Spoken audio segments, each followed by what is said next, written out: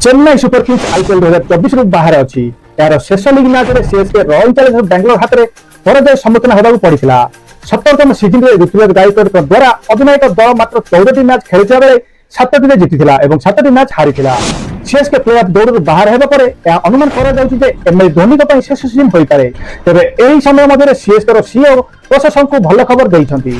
Chennai super Kings रो CEO केसी विश्वनाथ कहिसेंति जे धोनी को निष्पत्ति पई दल अपेक्षा करिवो। से कहिसेंति जे फ्रांचाइज यार पूर्वतन अधिनायक निष्पत्ति रे कोनोसी हस्तक्षेप करि नथिला। विश्वनाथ एहा मध्ये कहिसेंति जे से प्रशासन को परि फ्रांचाइज मध्ये आशा करूछि जे धोनी 2025 रे इंडियन प्रीमियर लीग रे आउ एक season खेलिबे।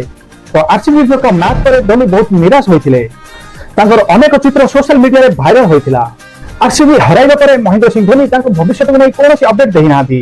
Chennai super Kings Mahendra Singh Dhoni के अधिनायकत्व रे आईपीएल 2023 रे टाइटल जीतिथिले। फाइनल मैच पर धोनी कहिथिले जे से आउ गोटे सीजन खेलिबाकू चाहुछथि।